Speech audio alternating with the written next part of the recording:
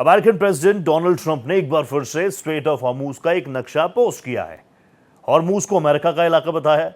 नक्शे में अहम चोक पॉइंट्स को लेकर एक सर्कल किया गया, घेरा बनाया गया।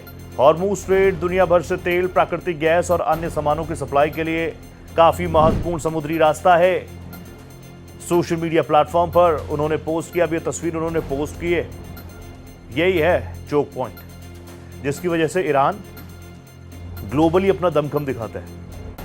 एक छोटा सा स्ट्रेच है, इसको वो जब चाहे IRGC जब चाहे, उसकी फोर्सेस जब चाहे इसको ब्लॉक डाउन कर देती थी। लेकिन अब अमेरिका कह रहा है कि अब उनके बस की कुछ नहीं है। यहां पर पूरी तरीके से US का कंट्रोल है और वो ही यहां पर सारी चीजें देख रहे हैं। 28 फरवरी को युद्ध शुरू होने के बाद से ईरान ने इसे बंद किया था। तब भी अमेरिका का नया इलाका इसको अमेरिका ने बताया था, लेकिन उसके बाद हुआ कुछ नहीं। वहां पर कंट्रोल IRGC का ही था, कंट्रोल ईरान का ही था। कुछ प्रेशर टैक्टिक्स भी होती हैं। बहुत सारे लोग, बहुत सारे जियोपॉलिटिकल एक्सपर्ट्स को मैं सुन रहा हूं, तो उनका साफ तौर पर कहना है बैकडोर से बातचीत हो रही है, दूसरी तरफ ये नक्शे पोस्ट हो रहे हैं। ये थोड़ा टेबल पर अपनी बार्गेनिंग पावर को बढ़ाने के टैक्टिक्स हैं। देखते हैं कितना इसमें डोनाल्ड ट्रंप सफल हो पाते हैं। हालांकि दुनिया को, वैश्विक अर्थव्यवस्था को इससे बहुत बड़ा शॉक तो लगा ही है। अभी उस शॉक से वो बाहर आई नहीं है। चीज़ें आप जान ही रहे हैं, पेट्रोल, डीजल और ख़ास तौर पर आप देखिए, अगर पूरी सप्लाई चेन का 20%, पूरी दुनिया का 20% आंकड़ा निकालने बैठेंगे तो बहुत बड़े नंबर्स आएंगे, जिससे ग्लोबल इकोनॉमी डायरेक्टली और इनडायरेक्टली, प्रत्यक्ष अप्रत्यक्ष तौर पर इससे इफेक्ट हो रही है। सोर्सेज ये भी बताते हैं, एक्सपर्ट्स ये भी कह रहे हैं कि बैकडोर में बातचीत का सिलसिला चल रहा है। दोनों अपनी अपनी चीजों को लेकर बातचीत कर रहे हैं। ईरान ये मैसेज बार बार दे रहा है, आप कुछ भी पोस्ट कर लीजिए, सोशल मीडिया के शेर आप बन जाइए, कोई दिक्कत नहीं है। सोशल मीडिया प्लेटफॉर्म पर आप पोस्ट करते रहिए, यहां पर हम थे, हम हैं, हम ही रहेंगे। हमारे अलावा हमारे आसपास और कोई मिडल ईस्ट के उस गुलदस्ते में कोई और नहीं खिल पाया हमारे अलावा। तो आप तो कई हजार किलोमीटर दूर बैठे हैं, वहां से आप इसको कंट्रोल करने का ख्वाब देख रहे हैं, अलग बात है। चीजें यहां से बेहतर हो। जिस तरह की परिस्थितियां देश ने देखी, दुनिया ने देखी, बार बार रिपीटेटिव हो जाएगा। मेरे सहयोगी आदित्य द्विवेदी इस वक्त मेरे साथ जुड़ चुके हैं लाइव। आदित्य जी, एक नहीं, इससे पहले भी कई बार पोस्ट कर चुके हैं डोनाल्ड ट्रंप, दुनिया कितनी सीरियसली उनको ले रही है, और कुछ एक्सपर्ट्स तो ये कह रहे हैं कि ये सिर्फ और सिर्फ प्रेशर टैक्टिक्स है, क्योंकि टेबल टॉक्स भी जारी है बैकडोर से। बिल्कुल रोहित, देखिए 18 अगस्त को डोनाल्ड ट्रंप द्वारा इसी तरह से ये सोशल मीडिया ट्वीट पर एक पोस्ट किया गया था, जिसमें उन्होंने दावा किया था कि हॉर्मुज स्ट्रेट अब उनकी मतलब उसमें उनकी मलकियत, एक तरह से उनका अधिकार है। इस तरह की बात बोले हुए थे, जिसको भी ईरान ने बड़ा मजाक में लिया हुआ था।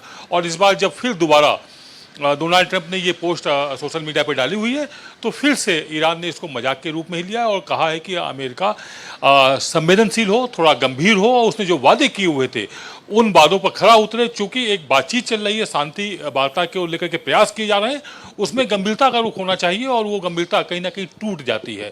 तो इसमें एक चीज़ और समझने वाली है रोहित, हम वो बताना चाहेंगे। इसमें जो ईरान के पास हॉर्मुज स्ट्रेट का जो उत्तरी इलाका पड़ता है और दक्षिणी पड़ता है जाकर के ओमान में, तो ओमान में चूंकि इधर दक्षिणी इलाके की तरफ अमेरिका के वहाँ युद्धपोत तैनात है, तमाम उनकी अपनी सिक्योरिटी, वहाँ की नौसेना है अमेरिका की, वो वहाँ पर तैनात है। तो वो उसके बिहाफ पर दावा कर रहे हैं, लेकिन ये दावा पूरी तरह से सच नहीं है, और इसको साबित करने में, सच साबित करने के लिए बड़ा मशक्कत होगी। एक बेवजह का बड़ा युद्ध फिर से छिड़ सकता है। जी रोहित, आप लगातार एक्सपर्ट्स के साथ संपर्क में रहते हैं, पढ़ते हैं, लिखते हैं। आदित्य जी, आपकी वो रिपोर्ट्स हम चलाते हैं, उन पैकेजेस की व्यूज़ मैं करता हूं, तो मुझे भी अच्छी खासी जानकारी मिल जाती है आपके माध्यम से। लेकिन मुझे बताइए, ये परिस्थितियां पॉजिटिव दिशा में आगे बढ़ रही हैं कि नहीं बढ़ रही हैं? पूरी दुनिया की अर्थव्यवस्था चौपट होने की कगार पर है। अब बिल्कुल जो इंटरनेशनल मीडिया में जो खबरें आ रही हैं सामने, इसमें आज एक आर्टिकल इस बात का भी छपा हुआ था रोहित, जिसको बताना बेहद ज़रूरी है दर्शकों को, कि इस तरह के बयान, इस तरह के बयानबाजी दे करके बड़े पैमाने पर ट्रंप की जो कंपनियां हैं वो कहीं कुछ ऊपर नीचे कर रही हैं शेयर मार्केट से लेकर के, उसका भी फ़ायदा कहीं ना कहीं तमाम कंपनियों को मिल रहा है। मतलब इस तरह की खबरें छपी हुई हैं। इसके अलावा अगर हम बात करें तो कुर्द नेता जो हैं वो इसमें मध्यस्थता कर रहे हैं। कुर्द नेता, कुर्द राष्ट्रपति हैं हैं, जो इराक का एक इलाका पड़ता है जो कुर्दिस्तान बोलते हैं जिसको, जी, जी। उसके राष्ट्रपति स्पेशली एक्टिव हुए हैं, जो कि ट्रंप के भी विश्वसनीय है। और ईरान के जो शीर्ष नेता हैं, जो सेना है उसके जो कमांडर हैं, उनके भी विश्वसनीय है। उनकी भूमिका महत्वपूर्ण है और सकारात्मक लग रही है। अमेरिका भी उन पर भरोसा कर रहा है और ईरान के शीर्ष नेतृत्व भी उस पर भरोसा कर रहा है। उम्मीद है कि जल्द कोई ना कोई निर्णय आ जाएगा, क्योंकि 60 दिन का जो सीज फायर था उसको भले ही खत्म हो गया हो, लेकिन किसी तरह कोई अटैक नहीं हुए। इससे लगता है कि सब कुछ पॉजिटिव वे में जा रहा है और आने वाले समय में चीजें अच्छी हो जाएंगी। हम अमेरिका की बात कर रहे हैं, हम ईरान की बात कर रहे हैं, क्या ये ओके होगा कि हम इजराइल का जिक्र ना करें? इस पूरे उसमें अगर घटनाक्रम में ईरान के इजराइल की बात देखें रोहित, तो इजराइल का अपना एक रोल है और हमें लगता है कि अमेरिका उसके बगैर सब कुछ नहीं करेगा।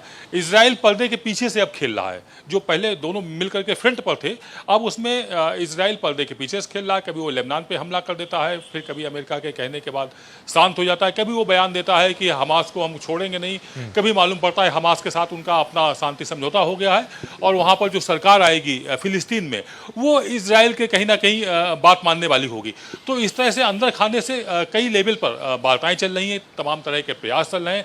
इजराइल को भी संतुष्ट किया जाएगा और ईरान का जो शीर्ष नेतृत्व है वो भी अपनी तमाम राष्ट्रीय हितों को अनदेखी नहीं करेगा। उसके भी अपनी तमाम चीजें चल रही हैं बातचीत में, जिसमें कि प्रतिबंध हटाए जाएंगे और साथ ही उनकी जो संपत्ति फ्रीज की गई है उसको भी ओपन किया जाएगा। इस तरह की बातें छनकर पर्दे के पीछे से सामने आ रही हैं। कुछ एक्सपर्ट्स का कहना है Donald Trump is in pressure, क्योंकि मिड टर्म इलेक्शन भी है और वो खुद कह चुके हैं कई प्रेसिडेंट्स को आपने 20-20 साल दिए, मुझे सिर्फ 4 महीनों में आप जवाब मांग रहे हैं। क्या डोनाल्ड ट्रंप प्रेशर में है डोमेस्टिक पॉलिटिक्स में? बिल्कुल प्रेशर में है। ये बहुत अच्छा सवाल किया रोहित आपने, क्योंकि एक सर्वे रिपोर्ट में पढ़ रहा था अमेरिका की ही, जिसमें अगर हम 4 महीने पहले की, यानी कि जब युद्ध शुरू हुआ था उस समय की लोकप्रियता की बात करें तो 35 से 36% लोग ट्रंप को पसंद करते थे, जो घट करके अब 32% से कम आ गया है। डोनाल्ड ट्रंप इस बात से भी बैकडोर पर हैं, घबराए हुए हैं और वो किसी भी सूरत में, चूंकि एक उनके अंदर आदत है कि अगर वो हार भी जाएंगे, हारने के बाद भी अपनी हार स्वीकार नहीं करेंगे, ये एक तरह से मनोवैज्ञानिक प्रेशर भी होता है। उसी दृष्टि में ये होर्मुज स्ट्रेट पर बार बार एक प्रेशर बनाने की कोशिश कर रहे हैं कि अमेरिका की अधिक से अधिक शर्तें ईरान मान जाए, और ईरान इस चीज़ को बाखूबी समझ चुका है। इसलिए ईरान भी अपने हितों की अनदेखी बिल्कुल भी नहीं करना चाहता है।